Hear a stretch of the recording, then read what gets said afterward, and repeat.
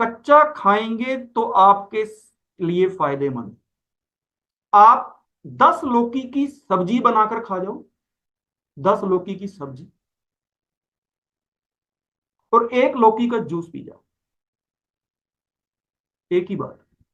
Both are same things. अब फैसला आपको करना है कि आप 10 लौकी की सब्जी खाएंगे या एक लौकी का जूस पिएंगे। अब फैसला आपको करना है। और उन 10 लौकी की सब्जी को शरीर में डालने के लिए जो तेल आपके शरीर में जाएगा, जो नमक और मसाले जो शरीर में जाएंगे, और ये तेल नमक और मसाले जो आपके शरीर के अंदर आतंक मचाएंगे, वो अलग है। और उन 10 लौकी की सब्जी को डाइजेस्ट करने में, एक अब लौकी का भी तो शरीर जूस बनाएगा, उस 10 लौकी की सब्जी को का जूस डाइजेस्ट करने में जो आपके शरीर की एनर्जी कंज्यूम होगी वो अलग। एक तरफ मैं कहता हूं कि आप एक लौकी का जूस जूस ही पी लो, शरीर ने भी तो उसका जूस ही तो बनाना है, तो आप उसका जूस ही पी लो। शरीर को जूस बनाने की मेहनत ही नहीं करनी पड़ेगी। इससे कितनी एनर्जी सेव होगी आपकी बॉडी की, कि अगर आप एक लौकी का जूस पी लेते, और एनर्जी भी सेव होगी और 100% पोषक तत्व भी आपके शरीर में जाएंगे, और मनी वाइज भी सस्ता पड़ेगा। 10 लौकी खरीद के लाओगे, उस पर जो आप पैसे लगाओगे, एक तरफ एक लौकी खरीद कर आ रहे हो और उस पर जो पैसे लगाओगे, 10 गुना खर्चा बढ़ता है आपका, और शरीर को नुकसान पहुंचता है वो अलग। तेल की कोई जरूरत नहीं है किसी भी तरह का, रिफाइंड तेल, डालडा तेल, फलाना तेल, ढिमकाना तेल, जो मर्जी तेल, उसके अंदर कुछ नहीं है, कोई पोषक तत्व नहीं है, कुछ नहीं मिलता उससे। आपके शरीर का कोलेस्ट्रॉल बढ़ाता है और शरीर के अंदर आतंक मचाता है। मैंने 180 दिन से तेल नहीं खाया, कुछ नहीं हुआ मुझे, बिल्कुल। फूड होता है रॉ फूड, रॉ फूड पर एंजाइम्स होती हैं, लिविंग एंजाइम्स, जिंदा एंजाइम्स। तो जब आप वो रॉ फूड अपनी बॉडी में डालते हो, तो उस रॉ फूड को डाइजेस्ट करने में वो एंजाइम्स बॉडी की हेल्प करते, और वो फूड जल्दी पचता है, जल्दी डाइजेस्ट। लेकिन जब आप किसी भी भोजन को पका देते हैं, किसी भी सब्जी को पका देते हैं, तो उस पर जो लाइव एंजाइम्स होते हैं वो मर जाते हैं। अब वो जब भोजन शरीर में जा रहा है, उसके एंजाइम्स मर चुके हैं, अब उसको पचाने का सारा कार्य शरीर ने करना है। अब उसको एंजाइम्स की मदद नहीं मिल। ये भी एक फायदा है रॉ फूड खाने। आप सब्जियां लीजिए, रॉ रॉ सब्जी लीजिए, रॉ वेजिटेबल, उसमें उनके बीज होते हैं, बीज निकालिए, बीज को मिट्टी में बो दीजिए, पानी दीजिए, केयर कीजिए, उससे पौधा हुआ है। मतलब उस सब्जी में, उसके बीजों के अंदर प्राण था, प्राण। उसको जब आपने मिट्टी में बोया, कि केयर की, पानी दिया, तो उससे पौधा हुआ है। कुछ सब्जियां ऐसी होती हैं बीज नहीं होते, जैसे आलू, शकरकंदी, अदरक।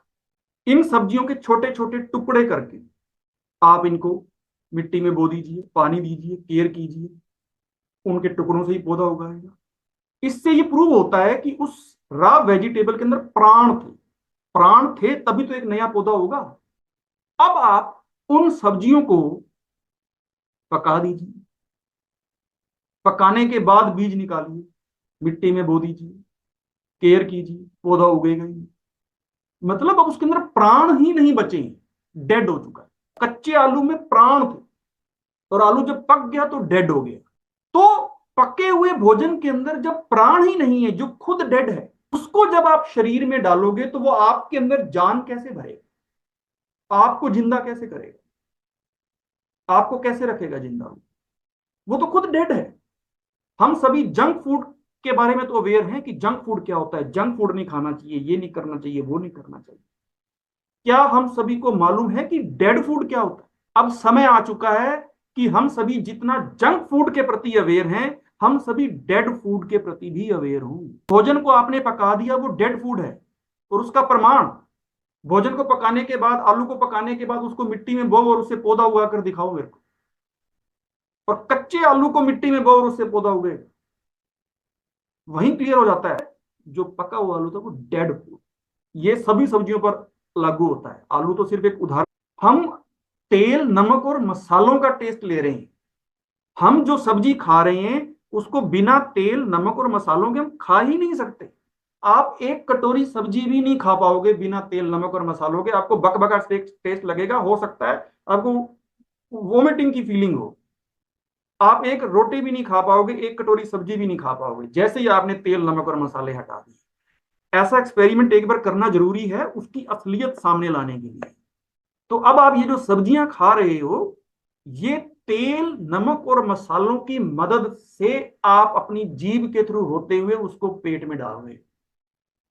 बिना तेल नमक और मसालों की मदद से आप वो पक्की पक्की हुई तो नहीं है, वो जली हुई जो सब्जी है पेट में डाल नहीं सकते।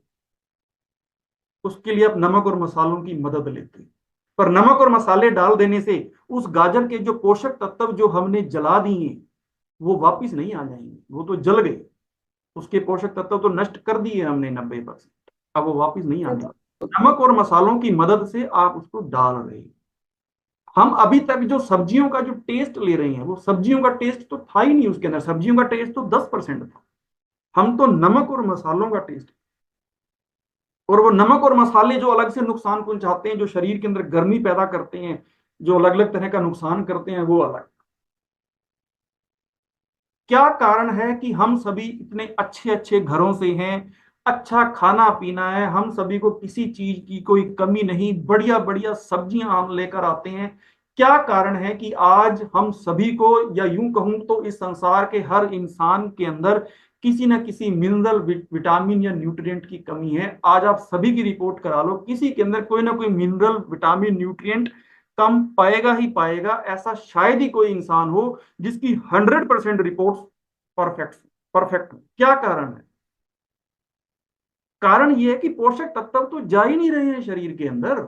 ये कारण है, नष्ट कर रहे हैं हम पोषक तत्वों को और फिर खा रहे हैं और फिर कहते हैं कि हमारे ये न्यूट्रिएंट की कमी होगी, आज ये विटामिन कम हो गया, आज ये कम हो गया, आज ये कम हो गया। कम तो होगा ही, उसको नष्ट करके आप तो शरीर में डालो। जब नष्ट ही कर दिया तो फिर बात ही खत्म, फिर कौन सा मिनरल और कौन सा विटामिन और कौन सा न्यूट्रिएंट।